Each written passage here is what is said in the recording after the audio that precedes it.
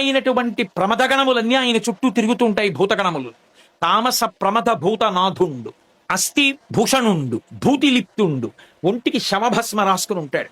దానికి తోడు అస్థిభూషణుండు, పుర్రెలమాల ఎముకలమాల మెళ్ళో వేసుకుంటాడు. ఇవన్నీ చాలవన్నట్లు ఉగ్ర పరేత భూ నికేతనుండు, శ్మశానంలో తిరుగాడుతుంటాడు. ఉగ్ర పరేత భూ నికేతనుండు ఎవరిని ఆయన గౌరవించారు కాబట్టి మర్యాద అన్నమాట శివుడికి ఎందుకు అన్వయం అవుతుంది? మర్యాద లేనివాడు, తామస ప్రమద భూతనాథుండు, ఉన్మత్త ప్రియుండు, ఉన్మత్తనాథుండు, ఇన్ని మాటలు వాడాడుగా. అన్ని కలిపేసి ఒక మాట చెప్పేస్తాను. చతుర్ముఖ బ్రహ్మగారు ఈ సృష్టిని అంతటినీ చేశాడు.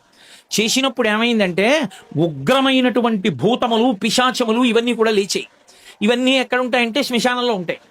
ఇవన్నీ ఏం చేస్తాయంటే అసుర సంధ్య వేళ దాటిపోతే వాటికి ఆనుకూల్యత, అవి వెళ్ళచ్చు ఊళ్ళోకి.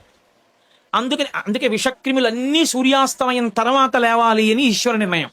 మనుష్యులకు వాటికి ఇబ్బంది రాకూడదు. సూర్యోదయాత్పూర్వం లేచేవాడు మనిషి, సూర్యాస్తమయం తర్వాత లేచేవి విషక్రిములు, తేళ్లు, జర్రులు, పాములు అన్నీ అప్పుడు పైకి వస్తాయి. రాత్రి నిద్ర పట్టలేదు అన్న వాడికి కూడా దుష్టమైన ఆలోచనలు ఉన్నాయని గుర్తు. లేకపోతే పగటి పూట సంతోషంగా ఉండి రాత్రిపూట నిద్రపోతాడు. నీ చెప్పట్లేదు ఈ మాట. మహాభారతంలో విదురుడు ధృతరాష్ట్రుడితో అంటాడు, రాత్రి నిద్ర పట్టలేదు అంటే నీ ఎందేవో దుర్మార్గ గుణాలు ఉన్నాయి, అందుకే పట్టలేదు అన్నాడు. ఉన్నాయి నిజమే, నా తమ్ముడి బిడ్డల రాజ్యం నాది చేసుకుందాం అనుకుంటున్నాను, అందుకే నిద్ర పట్టదని ఒప్పుకున్నాడు విదురుడి దగ్గర. కనుక పరమేశ్వరుడి విషయం దగ్గరికి వచ్చేటప్పటికీ ఆయన బ్రహ్మగారు చేసినటువంటి సృష్టి అంతట్లో ఈ భూతములు, ప్రేతములు, పిశాచములు, ఈ గణములన్నీ ఉన్నాయి. ఇవి శ్మశానమునందు ఉంటాయి.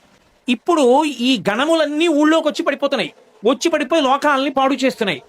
పాడు చేస్తుంటే ఎక్కడా ఓ యజ్ఞం జరగదు, ఓ యాగం జరగదు, ఒక ఈశ్వరారాధన జరగదు. ఎలా? లోకానికి తల్లిదండ్రులు పార్వతీ పరమేశ్వరులైతే భూత ప్రేత పిశాచాదులన్నీ ఎవరికి పిల్లలు? మహాభక్తులు ఒక్కళ్ళేనా పిల్లలంటడానికి లేదా? అందరూ ఆయన పిల్లలే. కాబట్టి ఇప్పుడు మంచి పిల్లలు పాడవకుండా చెడ్ల పిల్లలను ఆపాలి, వాళ్ళు అల్లరి చేయకుండా.